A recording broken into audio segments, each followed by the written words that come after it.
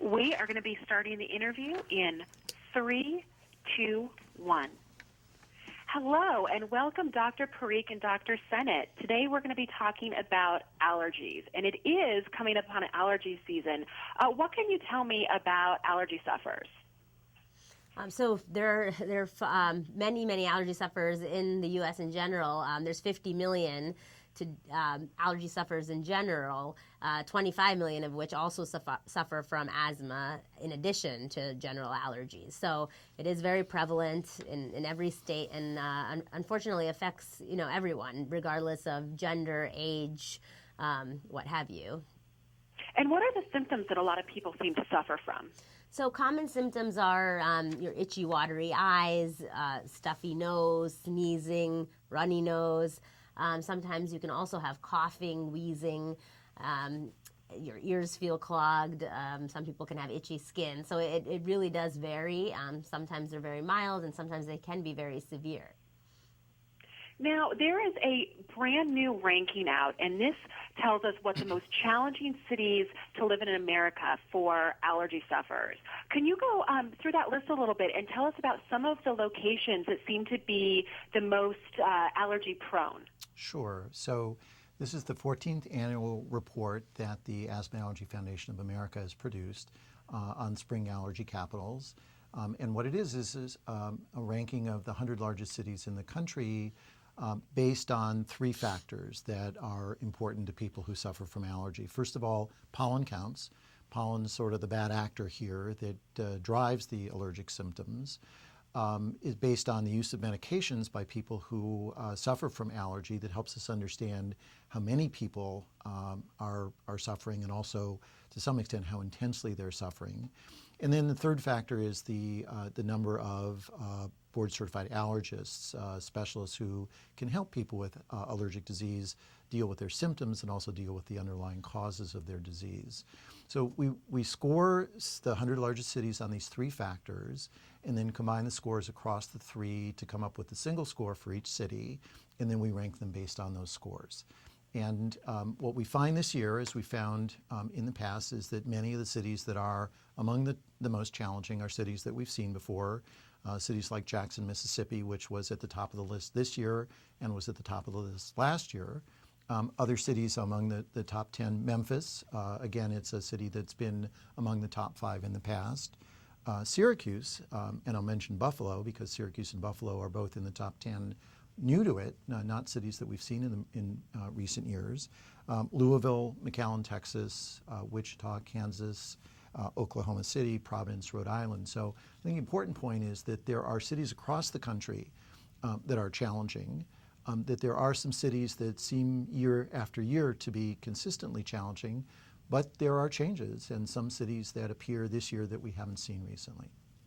Why would there be changes? Is that due to weather? Is that due to people moving? What would you say is the reason for that? Well, we don't, mathematically, the changes are primarily related to changes in pollen count and then also a little bit to use of medications and to the availability of allergists, so those three factors. The pollen count tends to be that which sort of changes most year to year, that accounts for the changes in Buffalo and Syracuse.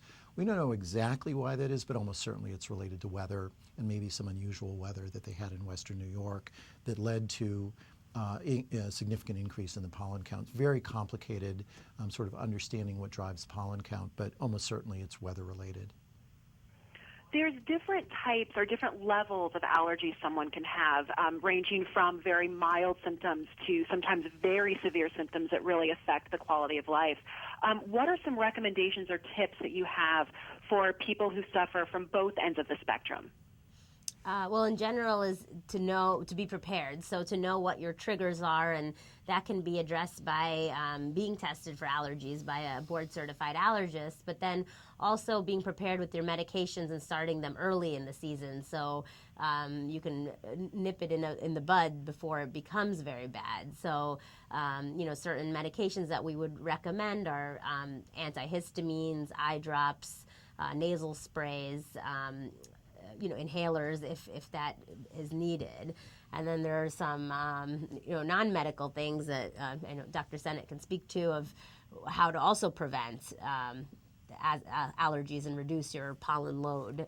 Yeah, so sure. So first of all, I'd like to reinforce the point that people with severe allergies, people who are really, really suffering and really struggling, they need to talk to an allergist, and they need to sort of think about the medical options, both to address their symptoms, but to modify their underlying disease. So talk to an allergist would be my first recommendation. But for people who aren't suffering so greatly, and particularly people with seasonal disease, pollen-related disease, there are some very simple things. Again, what you want to do is you want to reduce your exposure to pollen. So don't go outside when pollen counts are high. Go out late in the day, in the afternoon or early evening when pollen counts typically are a bit lower. When you go outside, you attract pollen, you'll carry it back into your home with you. So change your clothes, take your shoes off, take a shower, get rid of the pollen that you're carrying. Keep your windows closed in your home, in your car, use your air conditioner. These are all sort of pretty simple things that people can do, not the people with very severe allergies, but people with milder allergies in addition to, but not instead of, talking with an allergist. And again, these tips and a lot of other tips are on the allergycapitals.com website, which is where you can find the Allergy Capitals report. I have one last question for Dr. Parikh. I was wondering, with allergies being so prevalent, what kind of different medications do we have, and how safe are they, especially if you have maybe an elderly person or a young person in your family? Right. So the good news is that most allergy medications are safe. The things that we typically use are both antihistamines as well as steroids, both kind of in the topical form as well as by mouth. So most commonly for your itchy, watery eyes, we'll use antihistamine eye drops, which are very safe in elderly and adults as well as children.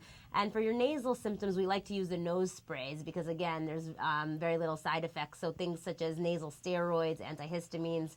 There's one called Dymista, which is a combination of both, which is also very safe, even in the pediatric population.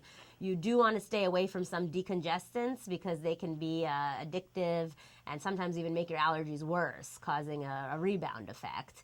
And it is important, as Dr. Sennett mentioned, if you have very severe allergies or breathing problems or asthma, even from your allergies, that you are on the appropriate medication, such as at times even a daily inhaler is indicated in the season. So it's important that you do work with your allergist to see what's safest for you and what the best medication regimen is for you. I want to thank you both for being here today. I know there are many, many people that can absolutely get help from what you said. Thanks again. Thank you. Thank you. Clear. Great job, guys.